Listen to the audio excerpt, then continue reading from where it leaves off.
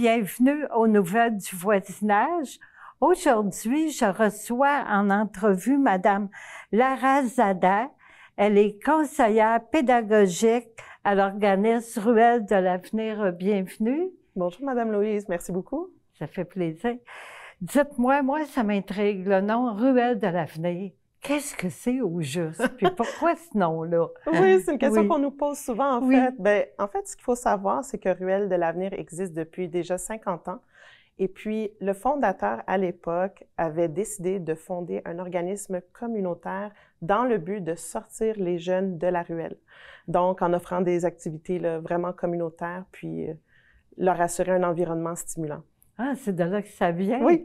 Oui, c'est parce que c'est intriguant. Oui, tout à fait. Oui, dites-moi, ben, votre clientèle principale, j'imagine, c'est les jeunes étudiants. C'est de quel âge? À peu près? Exactement. En fait, c'est que nous, Oui. on a deux volets à la Ruelle de l'avenir. Oui. Un volet scolaire et un volet communautaire. Oui. Donc, nous, on s'adresse aux élèves de l'école primaire à partir des maternelles 4 ans, Ah, dans le cadre de notre volet scolaire qui a lieu de septembre à mai. Puis, on a également un volet communautaire, dans le fond, qui s'adresse aux enfants qui fréquentent d'ailleurs les ateliers scolaires et aux environs du centre-sud de l'île de Montréal, mhm. ainsi qu'à leur famille. Donc, Ah, on a des semaines de camps communautaires, des semaines de camps famille, des camps d'été. Donc, on a toutes sortes de programmes, tant pour les enfants que pour les familles. OK.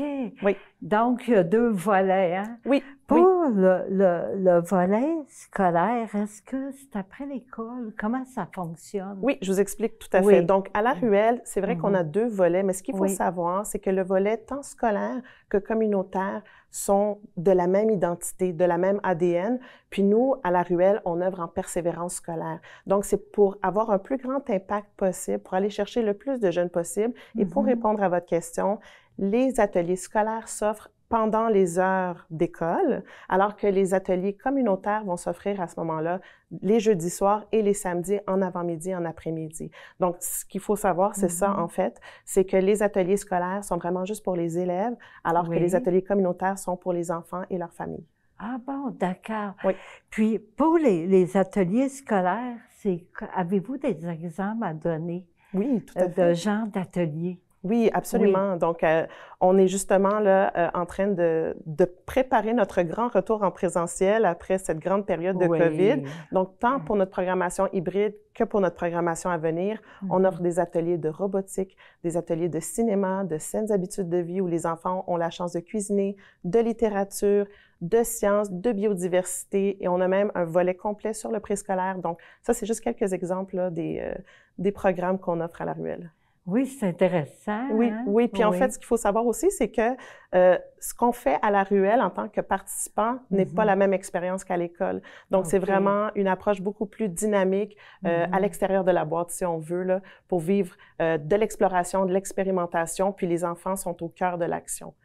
Puis j'ai oublié de vous mentionner aussi qu'on on collabore directement avec le Centre de services scolaires de Montréal. Ah bon? Oui, donc c'est les écoles de ce territoire-là qui participent à nos ateliers scolaires. En même temps, c'est pas seulement les enfants là, d'une école précise, Exactement. ça peut être de d'autres écoles. C'est exact. Donc, dans le fond, OK. justement, demain, on part nos inscriptions pour le volet scolaire, pour nos ateliers d'hiver. Et donc, ce sont tous les enseignants du Centre de services scolaires de Montréal qui peuvent s'inscrire sur notre site Internet pour avoir la chance de fréquenter la ruelle sur une période, dans ce cas-là, de 10 semaines, à raison d'une visite par semaine. Ah bon? Oui, à partir d'un atelier choisi. Lorsque l'enseignant va s'inscrire sur notre site Internet, il va sélectionner un seul atelier. Ah. Si son inscription est retenue, il va fréquenter la ruelle avec son groupe d'élèves à tous les mêmes moments, à raison d'une fois par semaine. Normalement, c'est sur 20 semaines, de septembre à mai. Donc, 10 semaines avant Noël, 10 semaines après Noël.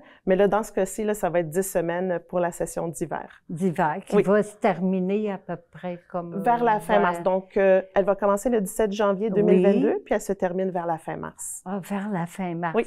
Puis après ça, est-ce que ça se poursuit pour le printemps aussi, le même principe? Bien, c'est une excellente question, en fait. Oui. Donc, à ce moment-là, notre volet communautaire va embarquer. Donc, on va être en pleine préparation de nos camps d'été, dont un camp qui est très populaire, celui de la ruelle potagère, où les enfants développent des habiletés en horticulture, en entrepreneuriat. Donc, c'est vraiment une expérience unique parce qu'on a un toit potager sur toit de pavillon sur la rue La Fontaine. Ah, c'est intéressant, Oui, ça, ouais. vraiment. Oui. Puis, pour le programme communautaire, c'est les familles. Comment ça fonctionne Exactement. avec Donc, les familles? ils s'inscrivent au même titre que Oui. les ateliers scolaires. Donc, il y a une période d'inscription. C'est vraiment des ateliers qui se donnent soit le jeudi soir ou le samedi dans la journée. Oui. Et c'est la participation d'un enfant avec un parent. Oui. Puis on a décidé que ça se fasse comme ça pour permettre à ces deux, donc à ces binômes-là, d'avoir un moment privilégié en famille. Puis on offre également des semaines de camp de relâche. Alors, à ce moment-là, toute la famille peut participer et s'y inscrire. OK. Puis les camps de relâche, ça, c'est pendant la relâche scolaire? Tout à fait. Du Centre de services scolaires de Montréal. Oui. Je dis encore commission scolaire. On est en train de s'habituer. Oui. C'est exactement. Donc, c'est vraiment, ça prend place au même moment que la relâche scolaire. OK. Oui. Puis toutes ces activités-là se tiennent au local même de la Ruelle de l'Avenir. Exactement. Hein? Donc, on a deux pavillons. On a le pavillon Alexandre de Sèvres et on a le pavillon La Fontaine. Donc, ce qui arrive, notre pavillon La Fontaine, c'est plus le pavillon principal. C'était un pavillon qui était désaffecté dans le temps et donc, il a été complètement reconstruit et nos locaux sont absolument magnifiques, très vastes, lumineux, colorés. Puis, je vous dirais qu'à chaque fois qu'on fait la visite à Ruelle, là, on reste avec une très belle impression là, au niveau de cet espace-là. Oui, hein? Oui. C'est intéressant. Puis là, vous avez 50 ans. Justement, pour les 50 ans de fondation, comment on peut vous aider?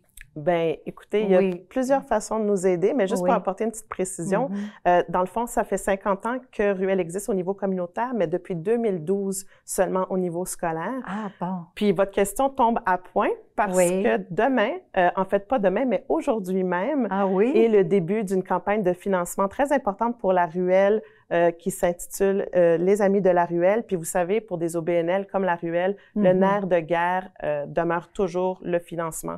Donc, tout ce qui est offert à la Ruelle, c'est important de savoir que c'est entièrement gratuit. On fournit le transport scolaire pour que les groupes viennent à nous.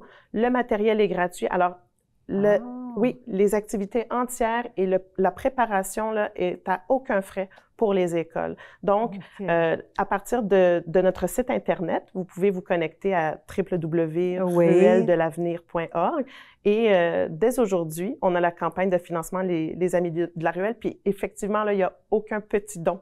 Chaque petit geste compte. Puis ça, c'est une super belle façon de nous aider. Oui, hein? Oui. Sur place, est-ce que vous avez besoin de bénévoles? Bien, écoutez, c'est sûr que l'aide est toujours appréciée, mais c'est un peu délicat dans notre cas parce qu'on a besoin de bénévoles à certains moments spécifiques. Par contre, s'il y a des gens qui sont intéressés à nous aider, vous pouvez toujours vous rendre sur le site Internet, puis il y a une section pour remplir une demande pour devenir bénévole à la Ruelle. Oui. À Ruelle de l'Avenir, est-ce qu'il y a beaucoup de personnes qui travaillent à Ruelle de l'Avenir? Oui, bien en fait, là, c'est sûr qu'avec la fameuse pandémie, on a perdu quelques joueurs, mais on est en train de rebâtir notre équipe. Donc, on est une quinzaine à peu près. Donc, entre la directrice générale, la responsable en collecte de fonds, les agents d'univers qui sont nos animateurs, puis moi-même, conseillère pédagogique. Oui, hein? Puis, les jours et les heures d'ouverture de Ruelle de l'Avenir, c'est quand? Oui. Donc, pour le volet scolaire, c'est en même temps que les heures d'école. Donc, environ de 8h à 16h. Et pour le communautaire, donc, les jeudis soirs à partir de 16h30 jusqu'à 18h, parce que nos ateliers sont de 90 minutes.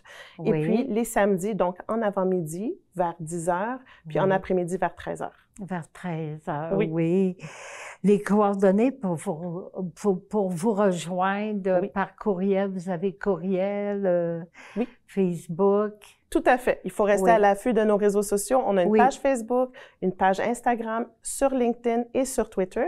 Et notre site Internet, c'est www.ruelledelavenir.org. Vous allez pouvoir trouver toutes nos coordonnées sur le site. Merci, Madame Zada, d'être venue aujourd'hui à mon entrevue. C'est un très bel organisme. Merci beaucoup. Merci à vous, Madame Louise. Bonne journée.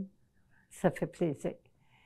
C'était Louise Miller pour les nouvelles du voisinage. À la prochaine!